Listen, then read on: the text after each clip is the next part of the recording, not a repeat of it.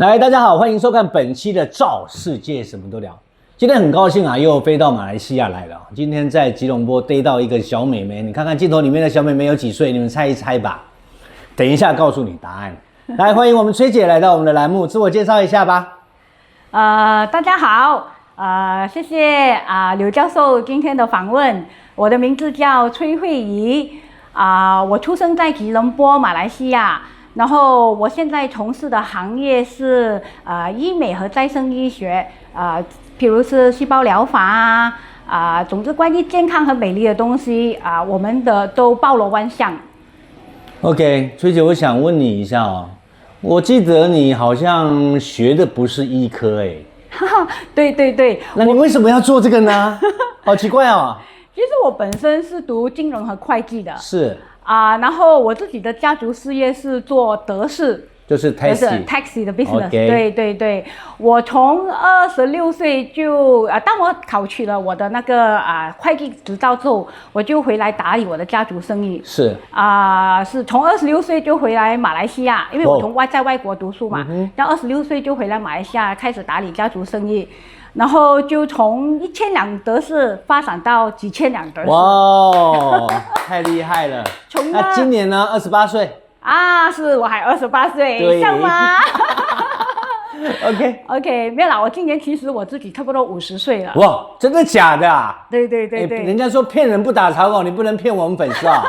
没有啦，都是要多数。为什么我从事这个行业也是因为这样子？是为什么从事现在我这个干细胞行业、这个细胞疗法行业也是因为这样子？因为我自己是亲身体验。因为在10年前，其实我在10年前就接触到这个细胞疗法了。为什么我会要接触到细胞疗法呢？就是因为我在打拼我的家族事业的时候，那时我很拼，就是每天做到不分早晚就是很忙碌，然后讲真的也是忽略了自己的健康是。这样在10年前的时候，就有一些健康的毛病出现例如胃病荷尔蒙失调然后体力大不如前睡眠品质很不好就是很多健康问题整个人看上去很憔悴，就寻找一些治疗方案。这样在很幸运的之下，就被我遇到这个细胞疗法。然后经过询问和了解之后，我就决定接受这个治疗。这样子的话，之后打了这个干细胞之后，我觉得我的健康问题全部都被解决。甚至别人都会问我，拿督你做了些什么东西我就很乐意的去分享这个细胞疗法给大家。这样子看了很多，在这样子介绍之下，我也看到很多我的朋友都通过这个细胞疗法，所有的健康或者是生活品质都得到改善。然后我就觉得这样子，我就开始对这个细胞疗法很有兴趣，就花了很多时间去研究，而且甚至去外国去了解很多有相关的技术到最终我就决定100%的投入了这个行业了。你可以先告诉我们因为大家对干细胞好像现在还是比较陌生的我们不要谈专业啦，我们就谈你的亲身经验好不好？你的亲身体验。好。你身体不好到你身体好花了多长时间？那是怎么这个治疗？成本是怎么样的一个情况？可以让我们大家分享一下吗？好。我10年前治疗的时候呢，我要花差不多几万块去做这个疗法。几万一次吗？对，就是差不多8万ringgit。ringgit 吗？马来西亚ringgit，对 ringgit 去做这个疗法。然后其实真的是打了一次，其实我们是用1亿的细胞。1亿个细胞，因为细胞修护在身体里边修护是需要一段时间的。是。初打了之后，我是没有什么感觉到有什么特别的反应。但是过了几个月之后，我就发觉自己的体力，就是感觉到精神各个方面肤质还有甚至我的胃病，也觉得好转起来，对，然后睡眠品质也是好了，然后甚至有时觉得胃口也会增加，这个是我自己的亲身体验是，对。那像这种细胞疗法来讲的话，它有没有什么人不可以做，什么人可以做，有区别吗？这个细胞其实我们这种细胞呢是叫做磁带脐带间充质干细胞。对 ，OK， 它是从那个baby 脐带那边提炼出来的。是，其实它是一个活细胞来的。是就不是在瓶瓶罐罐里面的，就是在几个小时内一定要输入在身体上。就马上提取出来。对，它是一定要在一个很严格，像我们马来西亚嘛，是我们的我们有自己的实验室，也有自己的研发团队，是在那个 CGMP， 我们的有一个最高的规格叫 CGMP certification， 我们是要在这个环境里面这个环境里面去提炼那个细胞，然后再输入在我们的体内。对因为一般干细胞据我们所知道的，有一些是从自己身体抽取出来培养的，那您这个是属于脐带提取的。对，所以它的最大区别是什么？这个可以介绍一下吗？对，其实很久以前嘛，他们就最初的技术很多是由脊椎来提炼这个干细胞。或者是好像有一些国家，他们也很流行用自己的脂肪，就是抽脂脂肪也可以对，抽脂了之后用脂肪来提炼这个干细胞。是，但是这个差别就是因为我们自己本身我们也有一定的年纪，像我们用我们自体的东西来提炼的这种干细胞呢，它的品质就比较有一点点没有像我们用，就没有像我们用我们现在婴孩的那个脐带像年轻那像这种我们不讲货源像这种 baby 怎么去找这么多 baby 跟我们来做呢？这样好，因为我买很多，就是我们就配合那个医院生宝宝的那些医生医院这样我们是从他们那边经过一系列的那个检测，是要做很严格的检测，甚至严格研究他们脐带的健康状况，是符合了这个条件，我们才会用它的那个脐带来做我们培植我们的干细胞。是，对，你看你从做金融会计那么挣钱的行业，家族事业又有几千辆的得势，说实话，按正常来看，你的人生应该是很美好的不愁吃不愁穿的。对，你怎么会陷到这个坑里面呢？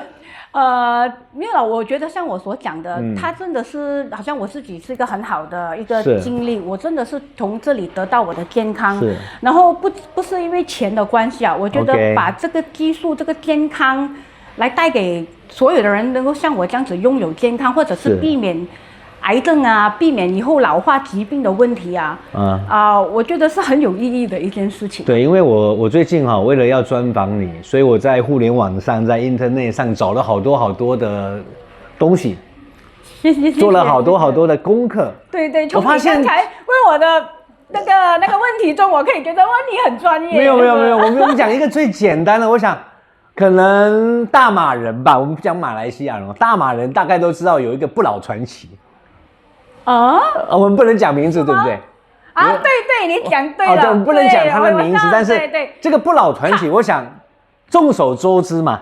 对，家喻户晓。对。那么有被公开的人应该也蛮多了像那个 Tyson 这么多的名人，他们也是做干细胞，他自己也承认了。对。但是呢，从干细胞的这种我们讲贴合性来讲，或者是这种所谓的排斥性来讲，会不会比原来身体提取的排他性来的强呢？还是不会？其实这个干细胞它是我们就是其实这个也不是很就是不是讲它就是已经很多年的技术了。它没有所谓的排他的这种概念吗？它有35，就是讲有30多40年的技术了。所以其实它这个为什么用 baby 这个，就是他们也有经过研究，是完全没有这个排斥性的问题，没有排他性问题。对，除非它不会像血型一样说我有 A 型 B 型，没有这个问题吗？不会，因为它是细胞嘛，它不是血液嘛。所以它就自己本身没有这个问题。然后不过我要讲的话就是，如果是你用动物的，因为我们现在用的都是自体或者是我们人的 human 的这个干细胞嘛，所以它是没有这个排斥问题除非你用动物。还有动物的干细胞外面也是很多人那个就是可能就是假的或者是冒牌的他们就是就是讲他们一些用好像以前很流行，就很多年前也很流行这个用羊的羊胎素之类的东西，羊的一些我们叫 fresh cell 他们就是羊的东西，这样子这种东西可能就会排斥啊，就是可能会有一点这样的问题了。哦，那这个成本也应该会差很多吧？啊，对哦，对哦。OK，好，现在让我们进入到我们纳都的企业介绍时间。纳都，我们给你5分钟吧，那你来介绍你的企业好不好？好，这样 OK， 好。我现在其实我们公司旗下有我们自己的医美诊所。我们的医美诊所其实是坐落在马来西亚吉隆坡金三角地带的一个叫 Equatorial Hotel 的地方5楼。像我们这里是去很多好像 KLCC Pavilion 都很靠近。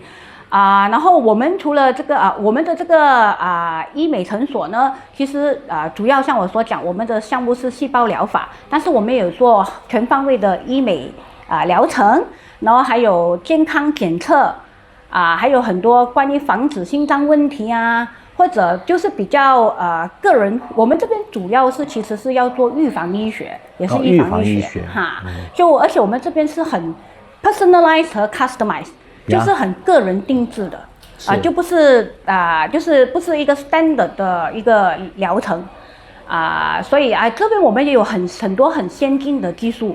我们这里也有跟很多我们除了这个clinic， 我们还有自己的实验室，自己的一个像我所讲的一个最高规格的 CGMP certified 的一个实验室。是，所以因为我们要管控我们的那个细胞的品质。我们所有提炼的，所以我们要有自己的实验室去提炼，加上我们的技术，我们也有细胞方面，我们也有很多种不同的细胞，是干细胞是其中一个细胞，我们也有免疫细胞。免疫细胞的技术，其实我们是用我们是从日本学习的日本过来学习的技术，但是我们现在也是掌握了，就是全部由我们自己有办法自己从头到尾自己一条龙来做科研、采取、采集，对，然后施打都可以的。对，然后我们除了这样子之外，我们也有配合一些外国技术，是总之是提供给我们的顾客最先进。就是可以解决的方案这个是主要的一个大前提。OK 然后我们这边除了自供之外，我们的实验室也有批发给其他一些相关的诊所或者是 medical center甚至一些 hospital。对对对，很棒。因为我看那个纳都。我懂，我稍微懂点医但不是特别专业。但是我们从过去的干细胞来讲，基本上施打的部位都是局部。但是我发现你们的资料当中，包含我现场所看到的，你们还采取的所谓的静脉输入的这种稀释滴法。对，这个好像很安全比局部施打要安全特别多。其实这个干细胞的那个。运用有很多是像你所讲，我们这边好像我刚才是讲我自己亲身体验的，就是整身嘛，因为包括胃病这些荷尔蒙问题都能够解决，它就是要通过这个静脉输入法。是，但是干细胞其实对乞丐，这是局部的部分，对，也是好像打生发、脸部对都很有，甚至如果是在一些。奇难杂症我们可能也要输入到骨髓，对，去医治一些好像Parkinson 白金顺那个老人痴呆比较严重的问题，或者中风问题是就是有时甚至会去到心脏去解决一些心脏的问题，或者我们的 kidney，我们的肾或者卵巢 ，OK for 生长for 生长的就是生殖问题，对对对，是。像现在的这个医美部分包含干细胞部分，它是属于这个医疗美容行业，还不完全属于医疗行业的领域吧？目前来讲的话，在马来西亚这个制度里面的规定是，你是讲医美吗？对，还是讲干细胞它是属于哪一个领域了？现在它是属于我们的也是算是 medical，也是算是 medical， 因为。做干细胞真的要很有学问，是和我们的每一个疗法，我们都有自己的这个一个 protocol， 一个疗程而且我觉得你们好像对临床方面特别有经验。对对对，我们现在都进行着，就是用我们的干细胞在进行着一些针对性譬如讲，好像给乞丐啦，或者一些疾病，好像我们的糖尿病啊之类，我们在做这临床实验。我们这个有和一些我们马来西亚本地大学，还有一些东西就是可能跟 Korea 或者是 Japan 日本和Korea Germany 一些就是 institution 来做，大家共同。我们有机会也可以带台湾干细胞的一些专家来拜访你。对，我刚才没有提到台湾，其实当初我也是有对台湾的干细胞也是蛮成熟。对，台湾的干细胞发展领域应该不低于40年。好，就我所知道的部分它已经发展大概有40年左右。其实依我了解，台湾其实我其实之前我也是去过台湾去做一些考察。是。像台湾因为比较接近日本嘛，对，所以他们也是比较用免疫细胞方面也是蛮成熟的。对像我们也是跟日本去取经这样子，对。然后台湾本身是比较用自体的。对，推崇的东西都是用自己血液。它也有期待对，可能现在也是。现在现在基本上都就像你说的，大家都在科研自己的东西。对，多交流。对，因为真的好像因为干细胞真的可以运用在很多地方上。不是我一家公司是不可能真的全部都做完，因为每一个临床实验都要花很大笔的费用，要很大笔的资金。所以我刚刚就在想，你一个富二代，你不好好过日子，你跳到这个坑干嘛呢？但是，一旦成功之后呢，就可以。我觉得你的，我个人觉得，我不代表你的国家跟你的家庭我个人起码觉得，我觉得你的眼光不在钱，我的感觉啦。起码我觉得这种东西对你未来有个10个亿、8个亿，其实跟你现在生活有什么区别呢？其实现在我要做的，你就是把它做成功。我的家人，尤其是我的父亲也是很不明白。他不是不明白，他有些问我为什么要这么辛苦我觉得这个是你的使命，你有没有发现？真的是一个 passion， 对一个使命一个 passion， 觉得这个东西就很有兴趣，觉得太有意义和太有趣了。对而且真的是我们研究做东西出来成功的话，真的是未来的趋势，而且还能帮助人，对，主要是能帮助人。对。而且可能有一天，我们哪都可能在3年、5年、10年以后，把干细胞变成廉价品了，也不一定。这个是。很不一定这个很难讲对吧？可能大街小巷都在卖我们的干细胞了。其实这个也是我们努力的其中一个方向。怎么去做 cost down 怎么去做这些东西，对吧？对。好，那您说其实现在好像10年前嘛，当我接触干细胞的时候，真的很多人不知道。对好像在马来西亚现在可以讲，其实是蛮成熟，很多人已经是。习惯了，都已经是知道这个东西，也可以接受了，也可以讲是开始是可以说是就是很 popular 收费呢方便吗？方便讲吗？收费就像我所讲，其实我们是就是要看你需要的量和你需要的那个疗程。我们正常人、一般人、中领、白领可以承担得起吗？我们其实除了活细胞呢，可能的价格就比较高一点点。但是我们也有。细胞疗法以外的一些副产品，这个副产品也是可以帮助到很多的一些问题，所以正常人还是可以消费得起，是，不会因为说要打个干细胞倾家荡产的，不会啦不会，而且我们公司也有 ready 了很好的一些方案那个 payment 的一些，好像就是有 installment 这样子，我觉得是 OK 的。OK 好。今天非常感谢我们哪都来到我们的栏目那最后我们要留下我们的时间胶囊好吗？好，欢迎进入赵世界的名人时间胶囊。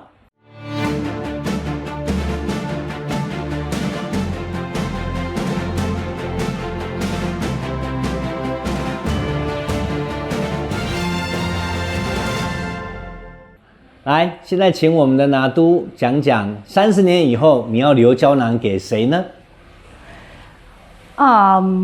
我想留胶囊给帮助过我的人好，当我成功的时候陪伴过我走这条路和帮助过我的人OK， 看着镜头，3、2、1，开始。30年后，我要先说声感谢，大家的陪伴。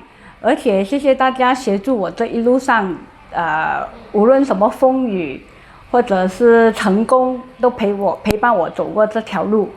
然后我希望我能够用我这个职业，这个细胞疗法职业和健康方面的这些治疗，也能够令我身边每一位的朋友或者大家都是30年以后都一样的年轻健康，活得更精彩。好，谢谢拿督。你要不要给30年后的自己说一段话呢？30年后的我哈，对着面前跟他讲。所以我觉得你选对行业了，因为30年后的我也会像今天的我一样。我还希望我能够一样保持现在这样子的体力。能够可以去环游世界，然后可以帮助到更多的人，然后就很感恩今天你自己做出的选择。太棒了，谢谢。好，今天非常感谢我们拿督来到我们的赵世界什么都聊。我们希望拿督在未来的时间当中，如果有更好的信息，也来到我们的栏目跟我们的 fans 来进行分享，好不好？谢谢大家，很高兴认识大家。在再见以前呢，我们要留2分钟，请拿督来警惕一下我们现在的年轻人啊。你觉得现在年轻人缺什么？你有什么想告诉他们的吗？其实老实说，现在的年轻人是很不一样，他们也有自己很棒的地方。是。像我们的年代，尤其是我爸爸的年代，很多都是白手起家，或者是刻苦耐劳。然后现在因为科技化，很多东西都不一样了。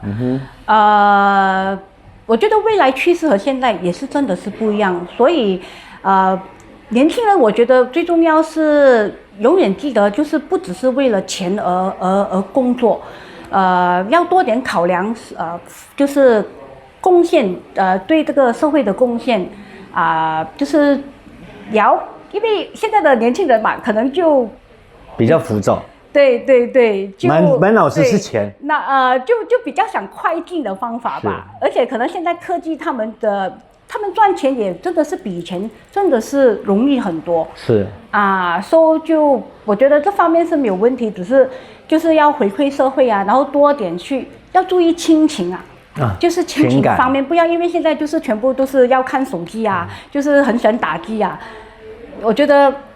亲情友情就是要多点去 enjoy 那个 life 这样子好，谢谢拿督，我们下期再见，拜拜。谢谢，拜拜。